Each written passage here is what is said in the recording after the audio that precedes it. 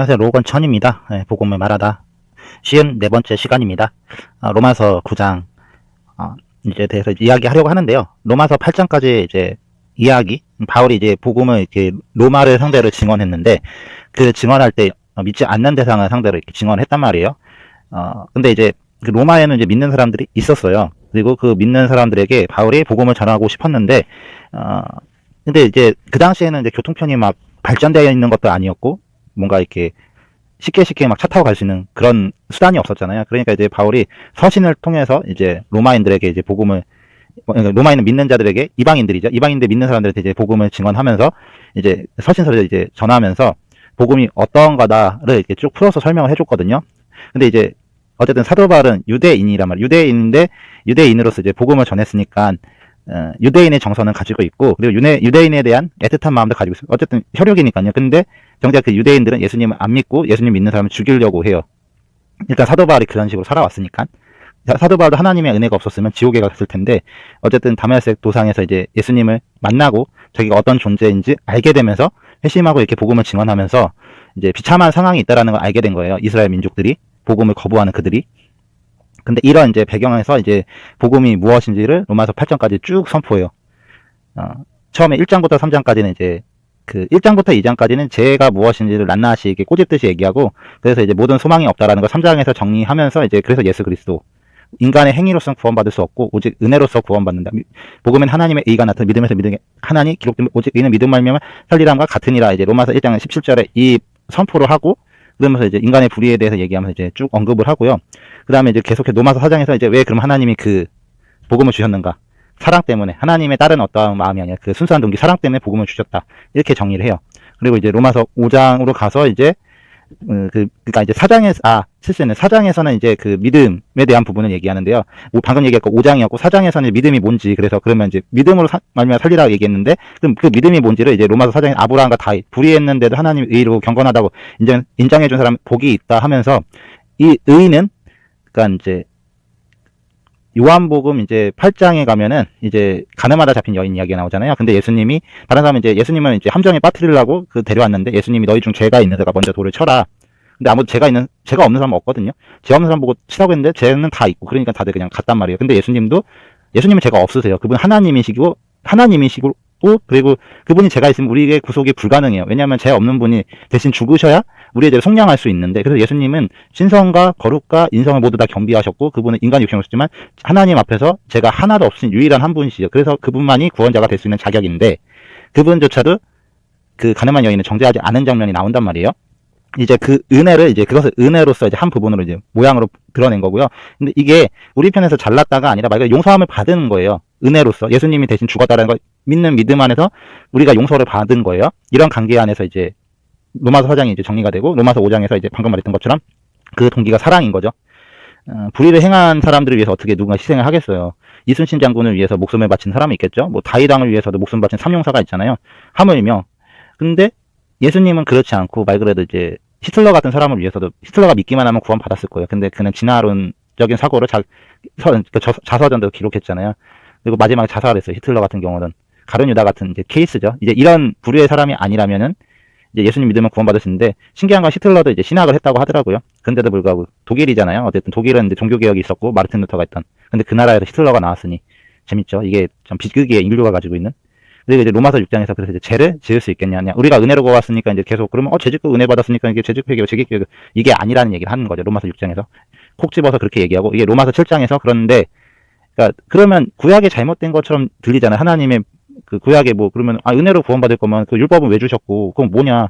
근데 이제 율법을 통해서 알게 되는 건 우리가 얼마나 소망 없는 존재인지를 알게 하시려고 주신 거예요. 하나님을 믿는다고 고백한 순간 내가 하나님 앞에 심판받을 존재이지 막 복받아가지고 축복받을 존재가 아니라, 이걸 깨닫게 하시려고 율법을 주신 거예요. 그래야 예수 그리스도 영접하고 그 주님을 따라가는 삶을 살아야 되는데, 그러니까 근데 문제는 유대인들은 철법같이 율법만 잘 지키면 자기들은 이제 복도 받고 선민으로서 하나님 택임 받았으니까 이제 축복받으면 살 수 있다. 그러니까 유대인들은 왜 율법을 줬는지를 이해를 못했어요. 그냥 하나님의 선민이고 잘 이렇게 선택받은 백성이니까 율법만 지키면은 그러니까 하나님의 축복을 누린다, 이렇게 생각을 한 거예요.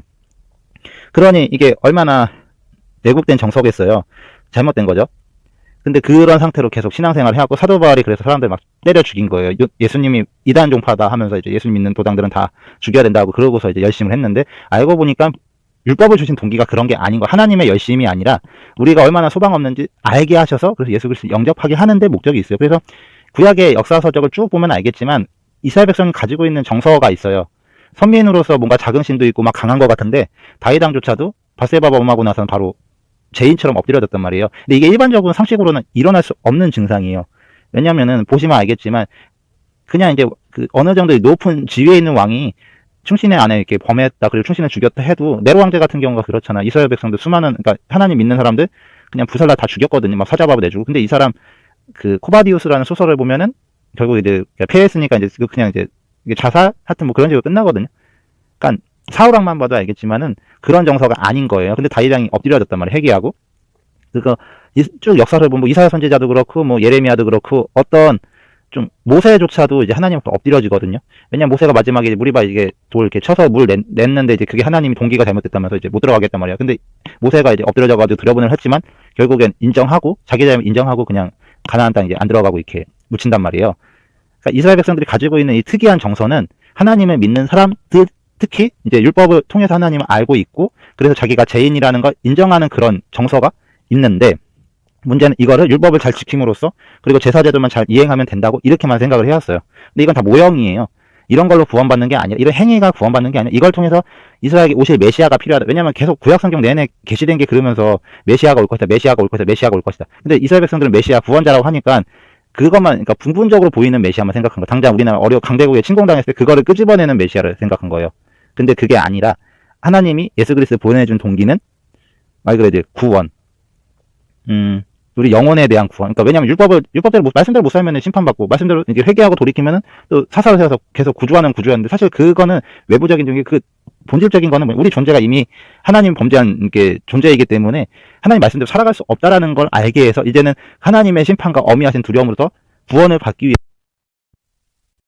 이제 깨닫게 해서 이제 정말 예수 그리스도 영접하게 하는 그 구원을 얘기한 건데 이들은 그냥 강대국에서 침공당할 때 사사를 세워서 매번 이제 구조해줬던 것처럼 그런 이제 강력한 왕, 그래서 이스라엘이 전 세계를 장악해가지고 패권해서 이제 하여튼 유엔이나 이런 거 모두 다 이제 자기 뜻 안에 두는 그런 이제 메시아의 개념을 가지고 쭉 살았어요. 그러니까 로마서 7장이 이제 소망이 없는 자신의 얘기를 하면서 이제 율법이 잘못된 게 아니라 우리 존재가 잘못됐다 이 얘기를 해주고요. 그리고 로마서 8장에서 그래서 이제 육신을 따라 사는 자는 망할 것이고 영을 따라 사면 살 것이다. 이 말은 단순하게 말해서 육신이 원하는 그 사탄이 이 세상에 뿌려놓은 가치관들이 있잖아요. 외모지상주의니 뭐 스펙을 막 쌓아가지고 막 자기만 이제 위해서 살고 그냥 이제 적당히 남들한테 좋은 그러니까 이미지 개선을 위해서도 선행을 할 수 있잖아요. 근데 우리가 하는 행위가 아무리 순수한 동기라고 해도 사실 그것밖에 안 돼. 하나님이 봤을 때는. 그러니까 어떤 인간의 뭐 잘난 모습 자랑할 것들이 있다 해도 사실 하나님 앞에서는 다 죄인인 거죠. 심지어 형편이 어렵고 가난하고 막 좀 어렵기 때문에 내가 과거가 이러지 않았어도 이렇게 살진 않았었다. 이런 사람들조차도 마음 안에는 자기가 선량한 어떠함이 있는데 상황이 이렇게 됐기 때문에 나를 비참하게 만들었다. 이런 좀 마음이 있는 거예요. 근데 사실 이 마음조차 하나님 앞에 가져갔을 때는 의로움을 그것 때문에 너 용서를 받을 수 있다. 이렇게 되지는 않아요. 하나님 공의 하나님이기 때문에 죄는 죄로서 심판을 하셔야 돼. 아무리 이 사람이 어려운 환경에 태어났어도. 실제로 뭐 성경에 보면은 요셉 같은 경우도 굉장히 비참한 삶을 살았잖아요. 형들한테 어머니가 일찍 죽고 이제 형들한테 이제 죽임 당할 뻔했다가 이제 노예심 팔려가가지고 또 거기서 누명 씌워가지고 감옥이었는데 근데 하나님이 그거를 역전시켜 준 거잖아요. 이렇게 구도를 이끄시는 이유가 있는 거예요. 그래야 이제 인간이 그 자신의 뭐 연약함, 허물진 거, 의로움, 욕기만 봐도 아무리 의로워도 하나님 앞에 서면은 죄인인 건 마찬가지고 예수님 같은 경우는 완전 비참하게 오셨어요. 오실 때 마구간에서 태어났고 그리고 아버지가 예수님이 성인이 돼서 활동할 때는 이미 돌아가신 걸로 추정이 되고 성경만 봐도 그리고 예수님 나사렛 출신이라면 엄청 이스라엘 백성들 막 무시하잖아요. 오병이한테 떡 먹고서 이제 너희가 육신에 일한다고 막 얘기하니까 이스라엘 백성들이 막 이제 화를 내면서 나사렛 출신 네가 뭘 하냐 뭐 이런 식으로 하면서 막 그랬단 말이에요. 그러니까 예수님도 그렇게까지 좋은 대접을 받으신 건 아니에요. 전체적인 뭐 퍼센티지를 보면. 그러니까 이제 그런 환경 때문에 이제 의로운 게 아닌데 이제 육신을 따라 사는 삶이 아니라 영으로 성령님을 따라 삶으로써 우리가 이제 하나님의 자녀로서 살 수 있는 이제 그런 복음을 선포하고 그러면서 이제 로마서 9장이 나오거든요. 이 얘기를 한 거는 그래야 이제 로마서 9장 이런 페이지에서 써졌다라는 걸 이제 설명을 해야 되기 때문이죠. 그래서 이제 로마서 9장에서는 이제 큰 근심이 사도 바울에게 큰 근심이 있는 거예요. 마음이 그치지 않는 고통. 그것은 뭐냐면은 이제 내 양심이 성령 안에서 나로 더불어 증언한다고 이렇게 하는데 그게 뭐냐면 이제 혈육인 거죠. 형제 곧 고륙, 친척, 고륙의 친척. 근데 이게 어떤 고통이냐면 내가 내 자신이 저주를 받아 그리스도에게서 끊어질지라도 원하는 바도라.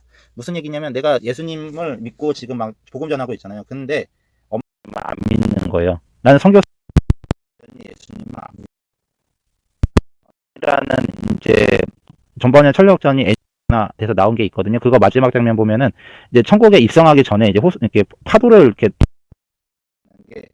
가족들이었어요. 이렇게 돌아가서 이제 그들을 데리고 와야 되지 않을까 생각하는데, 근데 이제 하나 이제 네가 간 길이 충분하다 해가지고 결국 들어가잖아요. 그래서 천국에 가서도 가족들이 이 복을 만났으면 좋겠다 이렇게 뭐 얘기하고 끝난단 말이에요. 예수님 신앙생이 깊어지면 깊어질수록 가장 정상적인 건강한 신앙상은 회개하고 감사하고 막 그런 거 맞지만 결국에는 믿지 않는 가족들에 대한 마음이 가는 게 맞죠. 왜냐면 내가 예수님 때문에 구원받았다라는 게 명확해지잖아요. 내가 얼마나 소망 없는 죄인이었는데 그래서 예수님이 나한테 오셔야 됐구나. 이게 깨달아지면 다른 사람들도 동일한 시선을 보게 됐거든요. 왜냐면 비슷하잖아요. 우리 사는 모습이. 그러니까 이제 부모님이나 가족들 믿지 않는 친구 쪽으로 마음이 가는 게 자연스러워요. 복음을 그냥 많이 전하고 뭐 하나님 기뻐한다 그 마음보다도 더 본질은 뭐냐면 국률이에요. 나 없기 때문에 쟤네들도 소망이 없었잖아요.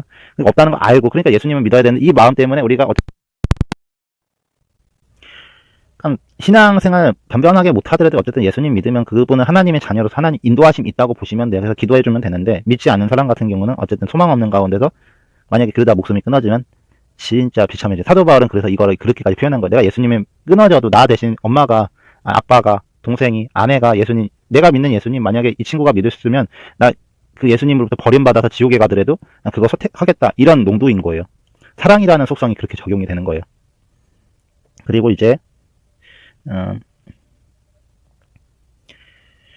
그래서 이제 저희는 이스라엘 사람이라 하면서 이제 이스라엘 사람들에 대해서 이제 얘기하죠. 그러니까 사도 바울의 어쨌든 혈육이니까요. 그리고 양자된가 이제 영광과 이제 언약과 율법과 막 이런 얘기들 해요. 그러니까 하나님부터 모든 걸 다 받았잖아요. 이스라엘 백성이. 근데 예수님만 거부하는 거예요. 얼마나 비참하겠어요. 육신으로 하면 그리스도가 저희에게 나셨다. 예수님이 유대인으로 오셨어요. 근데 정작 이스라엘 백성들은 그 예수님을 거부했어요. 저는 만물 위에 계시는 세세 찬양을 받으실 하나님이시라. 그 그리스도는 하나님이시래요. 문제는 이스라엘들은 예수님이 하나님이 아들이라고 했다고 십자가에 못 박아 죽였어요. 신성 모독이란 죄로. 비참하죠. 또한 하나님 말씀 폐허진 것 같지 않도다. 이스라엘에서 난 그들이 이스라엘이 아니요. 근데 이 바울이 뭘 얘기하는 거냐면, 그러니까 이스라엘 백성이라고 해서 다 구원받을 백성은 아니었다 이렇게 얘기를 하는 거예요. 왜냐면은 아브라함 씨가 다 그의 자녀가 아니라 아브라함으로부터 이삭과 이스마엘이 있었어요. 근데 오직 이삭으로부터 난 자라. 무슨 얘기냐면 하나님이 언약으로 세우신 관계가 있어요. 그러니까 그 아브라함과 그러니까 리브가 사이에서 아브라함과 이제 사라죠. 사라 사이에서 태어난 씨가 이삭이고 하갈을 통해서 이스마엘을 낳는데, 근데 하갈을 통해서 이 관계는 하나님이 허락한 관계가 아니라 약속에 의해서 세워진 관계가 아니라 애를 못 낳으니까 인간의 방식으로 이렇게 만들어낸 자녀이고, 이삭은 하나님 언약에 의해서 정통적으로 태어난 자녀란 말이에요. 하나님이 언약한 것으로 통해서 그 라인을 이렇게 축복하신 것처럼 이스라엘 백성 인정해 주신 것처럼, 그리고 그 계보가 중요한 건 메시아의 계보로서 오시는 통로이기 때문에 그 라인을 하나님 유독 축복을 하시고 강조를 하신 거예요. 왜냐하면 이들이 달라서가 아니라 메시아를 보낼 건데 이 라인을 통해서 온 그가 메시아다. 그래야 안 믿는 사람들, 다른 불신자들도 성경책을 보고 그 계보를 깨닫고 그래서 예수님이 구원자 이렇게 알 수 있는 구조거든요. 그러니까 이 구조 외에 이 라인, 이 계보 외에 다른 어떠한 곳에서 나오면 그가 메시아가 주장했다 이단이 되는 거예요. 뭐 신천지 이만희가 이스라엘 민족이 아니란 말이에요. 영적으로 해석하는데 그거는 좀 심각한 오류가 있어요. 왜냐하면 계보는 말 그대로 그냥 육체로 온 그 라인을 얘기한 거예요. 이래야 혼돈이 없잖아요. 근데 오신 그 계보가 뭐 영적으로 막 그걸 무리하게 해석한다. 이건 말이 안 돼. 왜냐하면 그래야 하나님 혼돈을 안 주시려고 계보를 남기신 거거든요. 믿음도 이래서 믿음이란 초점을 강조하는 건, 믿음은 그냥 믿어야 이게 아니라 성경에 있는 내용을 믿고서 그대로 살아왔을 때 하는 거고, 그럼 믿는 거에 대한 분명한 대상이 있는데 그 성경에 나온 계보가 가장 뚜렷하잖아요. 이거는 혼돈이 없고 그냥 역사적으로 이미 증언되어 있는 그 메시아의 계보니까 그 계보를 따라 쭉 보니까 예수님까지 왔네. 마태복음 보면 이제 마태만 누가복음 보면 그 계보를 잘 정리를 해주거든요. 근데 구약에도 그 계보가 달락달락 있어요. 왜냐면 그 지점에선 거기까지 이렇게 그걸 쭉 계시하고 마지막에 그렇게 했거든요. 그러니까 신약 성경 쓸 때 마태복음 이제 누가 이렇게 쓸 때는 그걸 연구하고 이제 정리해서 쓴 거예요. 혼돈하지 말라고. 그리고 이제 곧 육신의 자녀 하나님의 자녀가 아니라 오직 약속의 자녀로 씨를 여긴 것. 계속 약속을 이 언약을 그러니까 예수님을 내 메시아를 보낼 거다 하나님 계속 이 얘기를 하면서 계보를 계속 이어나가잖아요. 그 약속을 믿는 거예요. 그 예수님이 어떤 통로로 왔는지를. 근데 이스라엘 백성들은 약속을 믿어야 됐던 입장이고 우리는 성취된 말씀을 믿어야 되는 입장인 거예요. 초점이 완전 달라요. 그러니까 성경을 통해서 뭘 믿어야 하냐면 수많은 말씀들이 있는데 그 중에서 일단 예수 그리스도가 도대체 왜 오셔야 됐고 막 이런저런 이유가 있는데, 근데 그보다 더 중요한 게 누가 예수 그리스도인가, 누가 메시아인가 성경을 통해서 이걸 먼저 하긴 해야 돼요. 그래서 계속 그러니까 구약에는 약속을 계속 강조가 됐을 게, 왜냐면 예수님 오기 전에 약속으로만 주님이 보내주시겠, 그리고 나서 몇천 년이 지나간 거잖아요. 아담으로부터 예수님까지 대략 4,000년 정도가 지나갔어요. 그 4,000년 시간 동안 이스라엘 백성들에게 계속 요구된 게 믿음이었어요. 약속을, 언약을 붙잡아라. 하나님 율법과 계명을 주셨는데 그 율법과 계명을 받은 너희 민족 가운데서 예수님이 오실 거고, 그러니까 딴 생각하지 말고 그 예수님이 올 때까지 너희는 기다려라, 믿고 기다려라. 근데도 이스라엘 백성들은 그 초점을, 본질을 이제 파악을 못한, 그러니까 율법을 구원 이렇게 간 거예요. 그래서 계속 약속과 언약이 강조돼요. 여기도 보면 이제 언약이, 약속에 대한 말씀, 이거 명령의 때가 이면 사라에게서 아들이 날, 같은 원리잖아요. 그러니까 사라를 통해서 언약으로 이렇게 자녀가 날 것처럼 예수 그리스도 이 민족을 위해서 태어날 거다. 이게 계속 가는 거예요. 또 리브가를 통해서도 또 이렇게 얘기를 해요. 우리가 조상 이삭 한 사람으로 말미암아 잉태하였는데, 근데 여기서 이제 또 무슨 얘기냐면 그 자식들이 아직 나지도 않고 무슨 선악을 행하지도 않을 때 택하심에 따라 하나님의 뜻으로 행위로 말지 않고 오직 이게 뭔 얘기냐면, 그러니까 이제 아브라함과 사라를 통해서는 이제 이삭이 태어나고, 이삭을 통해서는 또 야곱과 에서가 있단 말이에요. 근데 이 에서하고 야곱을 하나님이 뱃속에 있을 때 택하셨어요. 그래서 형이 동생을 섬긴다 이렇게 표현하잖아요. 근데 이게 무슨 뜻이냐면은, 야곱은 이제 그리스도의 계보예요. 그러니까 하나님이 굳이 이렇게 태어나기도 전부터 정하신 가장 근본적인 동기는 메시아의 계보로서 야곱을 먼저 택하셨어요. 그리고 나서 야곱이 이제 더 큰 자라고 칭한 것은 믿음의 계보로서는 그래요. 왜냐면 에서 민족을 통해서 하나님이 메시아를 보낼 계획은 없으셨거든요. 다만 이제 야곱도 에서도 똑같이 연약하고 육체적으로는 악한데, 하나님은 근데 태 속에 있을 때부터 미리 정하셨어요. 결정하시고 상관없이. 다만 야곱에서, 근데 결과적으로 뭐 에서가 막 동생한테 모든 축복권을 빼앗기고 막 그랬거든요. 근데도 불구하고 에서는 나중에 이제 400명 정도의 이제 용병을 이끌고, 하여튼 굉장히 많은 무리의 용병을 이끌고 야곱을 쳐 죽이려고 한 리액션을 보이는데, 결국 이제 형제끼리 포옹하고 끝낸다. 에서도 그러니까 그냥 육적인 복은 많이 받았어요. 굉장히 한 민족을 다스릴 정도로 이제 리더십이 됐으니까. 그러니까 하나님이 주시는 영적인 복이라는 건 이 땅에서 막 잘 먹고 잘 사는 거, 그건 믿지 않는 사람들에게 동일하게 허락된 거예요. 중요한 거는 하나님과의 관계를 통해서 영혼의 구원과 진정한 기쁨과 자유함, 성령님에 의해서 맺어진 성령의 열매들은 우리가 하나님의 백성이라는 걸 인치시는 그냥 확정된 증거들인 거지, 그러니까 그 열매 자체가 목적은 아닌 거예요. 근데 그 열매를 맺어달라고 노력하는 게 아니라, 하나님을 알아가면서 그분의 인도하심과 성품과 의와 뜻을 알아가면서 그것을 우리가 알아가면서 자연스럽게 그렇게 맺어지는 거지, 내 막 그렇게 만족스러울 정도로 그런 건 아니란 말이에요. 그래서 믿음이 계속 강조되는 거고, 로마서는 이제 계속해서 증언되는 게 이제, 그래서 이제 불의가 있느냐 그럴 수 없느냐, 하나님은 불의하지 않아요. 근데 이제 이렇게 되면 왜 하나님 차별하시는 이런 각도도 있을 거잖아요. 근데 그게 아닌 거예요.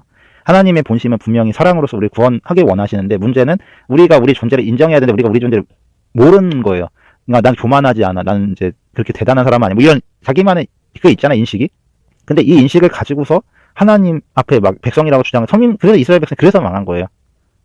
다른 목적 때문에 망한 게 아니라. 그래서 오직 긍휼히 여기심 받은 하나님 아니면 뭐 다른 박지라고 뭐 이런 표현하는 인간의 어떠함이 아니라, 계속 초점은 하나님 은혜인데, 이스라엘 백성도 엄청 교만하고 자기밖에 모르고 하나님의 뭐 선택받은 거니까 마음대로 살아도 나는 우리는 율법만 잘 지키면 하나님 못 버린 예루살렘 성전, 이런 태도를 가졌는데 그게 아니란 얘기를 계속 하는 거예요. 그러면서 이제 하나님께 막 우리가 반문하잖아요. 근데 이제 사도 바울은 그냥 거침없이 토기장과 진흙 한 덩이를 하나는 기회에 쓸 것을 하나 천이 쓸 것을 만들 권한이 없느냐, 좀 그렇잖아요. 근데 어떤 사람, 그러니까 이를테면 솔로몬 왕은 1000명의 아내가 있었단 말이에요. 근데 반대로 이제 예레미야는 결혼도 하지 말라고 하셨단 말이에요. 솔로몬과 예레미야를 이렇게 딱 비교해 보잖아요. 하나님이 진짜 차별하셨다라는 생각이 막 정서적으로 너무 들어요. 왜냐면 솔로몬은 다 주셨어요. 막 황금 이렇게 예루살렘 뭐 해가지고 뭐 자기 성도 막 14년에 걸쳐서 짓고, 한나라의 왕이었고, 수많은 이제 나라에서 막 조공을 바치고, 막 아내가 1000명이었고, 막 지혜도 뛰어나고 막 탁월하고. 그는 평생 그렇게 살다가 막 잠언도 쓰고 성경책도 기록했어요. 잠언과 전도서. 그 아가서도 썼잖아요. 엄청. 그러니까 솔로몬은 진짜 사랑도 그냥 어설프게 연애 좀 했다가 아니라, 진짜 사랑이 뭔지도, 진정한 사랑이 뭔지도 솔로몬은 알았어요. 아가서를 기록할 정도였으니 솔로몬보다 사랑에 대해서, 그러니까 인간적으로 누릴 수 있는 모든 혜택이란 혜택, 진짜 막 가치 있다고, 우리는 사랑이 최고라고 노래를 하잖아요. 근데 그 솔로몬이 하나님 버렸어요. 근데 예레미야는 결혼도 못했고 그냥 구덩이에 처박혀가지고 막 두들겨 맞고 막 별 행위를 다 했거든요. 이스라엘 백성들 하나님 이렇게 살면 우리 망한다, 멸망한다, 우상 버리고 우리가 포로로, 그러니까 벌을 받아야 되는, 하나님이 주시는 이 벌을 받고 그래야 우리가 살 수 있다, 벌 받아라. 근데 이스라엘 백성들은 왜 우리가 그 벌을 받아야 되나, 난 싫다. 왕이 계속 그거를 거부한단 말이에요. 막 예레미야가 막 두루마리에 써가지고 내밀면 그거 막 칼로 찢고 불에 태워버리고 막 하면서 거부한데, 막 구덩이에 처박히고 막 엄청 고생했단 말이에요. 근데 예레미야 말대로 이스라엘 백성 다 멸망했고 그는 마지막에 이렇게 살아남았지만 애가 쓰면서 눈이 상할 정도로 이렇게 울었다고 그렇게 애가를 남겼어요. 예레미야도 성경책을 남겼어요. 예레미야랑 에헴의 애가. 근데 굉장히 통곡에 젖어 있는 예레미야가 보여준 사랑은 진짜 자기 백성을 향한 애통한 마음이었어요. 멸망당한 이스라엘. 그러니까 사도 바울이 나 하나 끊어져도 내 조국이 구원받기 원한다라는 그 마음의 농도가 예레미야 애가를 보면 어떤 느낌인지 알아. 왜냐하면 멸망당한 민족을 향해서 우리가 하나님으로부터 오는 심판을 받아야지만 구원받아 이 메시지를 외쳤는데 끝까지 이들 그 돌이킴을 거부하다가 이제 심령이 상할 정도로 찢겨진 예레미야거든요. 근데 예레미야가 강한 사람이 아니었어. 심지가 굳은 사람이야. 왜냐면 예레미야 1장 보면은 넌 어린아이라면 용서하라 뭐 이렇게 얘기하는데 엄청 다그친단 말이에요. 예레미야 엄청 연약하고 어린 심령으로 복음을 외쳐야 됐으니까 심판받아야 된다. 그것도 왕 앞에서 대제사장 앞에서. 예레미야 아무런 힘이 없었고 그거 엄청 힘겹게 그리고 그러면서도 끝내 자기 동족 부모님과 가족과 친척과 친구들 이웃들 이스라엘이라는 나라 보면 알겠지만 굉장히 작아요. 우리나라보다도 더 작은 민족이에요. 그러니까 이스라엘 민족도 그 유대 민족들 절기 다 지키고 굉장히 친밀도가 높을 거 아니에요. 그런데 그 사람들이 멸망하는 걸 봐야 했어요. 그러니 이걸 보면은 이제 한 사람은 토기장인데 이제 하나님 편에서 어떤 사람 귀하게 지을 수 있고 하나는 천하게 지을 수 있지 않냐는 그냥 사도 바울이 어쩔 수 없이 이렇게 얘기한 건데 더 본질적으로 보면은 하나님이 나병한 자도 허락하셨고 굉장히 왕도 허락하셨어요. 근데 하나님은 그렇게 얘기하시거든요. 고아와 가부와 나그네를 잊지 말라. 그들을 꼭 챙겨라. 하나님이 이런 연약한 사람들 지으신 거는 무시하라가 아니었어요. 이스라엘 백성들이 그러니까 가진 자가 없는 자를 섬기고 천사들이 인간을 섬기는 존재예요. 영적인 존재가 육적인 존재를 섬기는 것처럼 마찬가지로 가진 자가 없는 자를 섬김으로써 그리고 없는 자들은 가진 자를 막 무시하지 말고 막 멸시하지 말고 어떻게 이럴 수 있는 게 아니라 그들에게도 그 은혜대로 이제 받아가면서 감사함을 누리고 존경하고 서로 간의 사랑과 존경이 오가는 그런 관계를 원했는데 이들은 그렇게 반응하지 않은 거죠. 그런즉 우리가 무슨 말을 하리요? 의를 쫓기 아니한 이방인들이 의를 얻었으니 곧 믿음에서 난 의의 법을 쫓아간 이스라엘은 법에 이르지 못하였느니. 결국 율법을 계속 고집한 이스라엘 백성들은 복음 안 받아라는데 근데 로마서 보면 알겠지만 이방인들은 예수님을 믿었어요.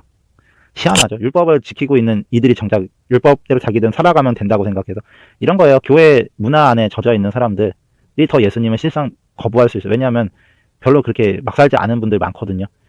그러니까 교회 안에 갇혀 있고 그러니까 자기가 그렇게까지 죄인이라는 인식하지 못할 수 있는데 사회생활 조금만 해보잖아요. 그런 사람들 그러면은 술자리 이런 유혹들 그리고 불륜 뭐 이런 스캔들 연루되지 않기 쉽지 않아요.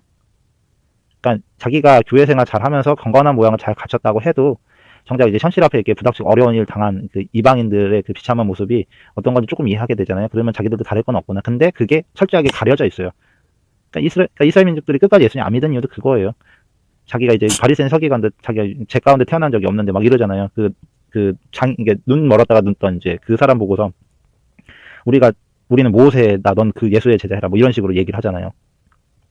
아예 이렇게 뒤집어 써가지고 자기 허물이 그러니까 말 그대로 그러니까 니고데모도 육신적으로는 그렇게 막 지은 적 없어. 사도 바울도 고백해요. 자기는 이제 율법 한 번도 범한 적이 없다고.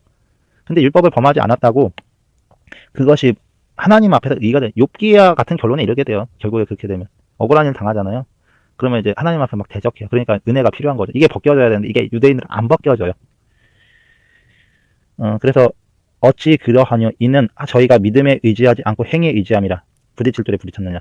같은 결론인 거예요. 그러니까 믿음은 이제 하나님의 언약대로 오실 예수 그리스도를 이렇게 믿는 믿음인 건데 근데 율법을 여전히 고집함으로써 자기 의를 주장하는 이게 근데 이 로마서 9장에 적힌 이유는 혈육들에 대한 애틋한 마음이 왜 그들이 그렇게 반응하는지를 쭉 설명해 주는 거예요. 그래서 왜 유대인들이 구원을 못 받았고 이스라엘 민족이 구원을 받았고 이거를 이제 오늘날 이제 교회로 적용하면은 믿지 않는 사람과 믿는 사람이 있어요. 근데 믿는 사람이라도 그 믿음이 종교 의식과 행위, 그러니까 주의를 지키고 막 이런 선한, 그러니까 11조로 이런 게 있잖아요.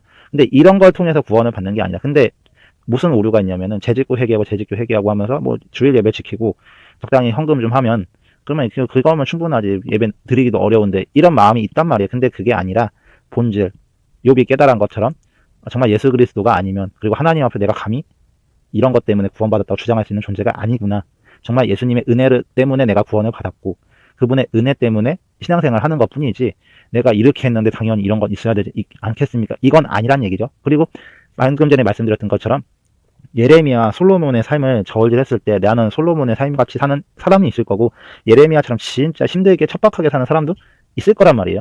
그런데 어떻게 같이 구원받았다만 하면은 되게 서글퍼지잖아요. 근데 사도 바울도 예레미야 못지않게 거친 삶을 살았거든요. 그리고 인간적인 육체로는 되게 뭔가 버림받듯한 천한 그릇처럼 쓰임받았단 말이에요. 굉장히 두들겨 맞고 막 굶고 잠도 못 자고 몇 마일을 그냥 배 타고, 그 당시 교통편이면 엄청 배를 타고서 계속 횡단을 했으니까, 3차 여행, 전도 여행을 했으니까 그게 말이 쉽지 엄청 피곤했을 거예요. 근데도 그는 그렇게 해서 순교까지 결국 하거든요. 그러니까 존중을 받으면서 신앙생활을 하려고 생각한 게 아니라 그냥 초점이 오직 하나였어요. 예수님. 그 예수님을 전하는 거. 그러니까 감옥 안에서 서신, 사도 바울은 13권의 이제 서신서가 있잖아요. 근데 대부분이 다 이제 감옥 안에서 노년에 그것도 이제 죽기, 그러니까 한 10년도 이제 수명이 남지 않았을 때 서신서를 그때 기록했어요. 젊어서 이제 심히 있을 때는 막 몸으로 막 혹사하면서 복음을 전하 다녔고, 노년에는 이제 감옥에서 할 수가 없고 이제 나이도 있고 그러니까 이제 육체에도 한계니까 서신서를 통해서 이제 복음을 뭔지 계속 전했고, 그 대신 사도 바울은 굉장히 가난하고 헐벗고 감옥 안에서 생활을 했으니까요. 노년에도. 그러다 마지막에 순교했고, 그러니까 되게 천한 삶을 산 거죠. 근데 영적인 가치로 보면 굉장히 부유했잖아요. 누구보다 예수님 사랑했다는 게 증명이라고. 솔직히 예수님 때문에 아프리카까지 가가지고 거기서 진짜 막 사람들한테 이제 힘겹게 그 부족민들과 같이 어울려서 복음 전. 옛날에 그런 얘기를 들은 적이 있어요. 아프리카 선교사님이 미국에 초청을 받아 갔는데 그때 팬티 하나만 입고 오셨다고. 근데 이제 그때 그를 마중한 분들은 정장을 입고 이제 그 선교사를 맞이했는데 그냥 그 선교사님 모습을 보는 것만으로 그냥 눈물이 났다고, 회개가 되고. 말 그대로 부유한 환경에 있는 사람들은 이제 진짜 믿음으로 사시는 분들 보면은 이렇게 회개가 될 수밖에 없어요. 왜냐하면 우리 너무 배부른 신앙생활 하거든요. 밥은 굶지 않는 그런 나라잖아요. 그리고 누구든지 일을 하면 어느 정도 경제 순환이 되는. 근데 필리핀 나라만 가도 교동학교 교사가 월급이 30만 원밖에 안 돼요.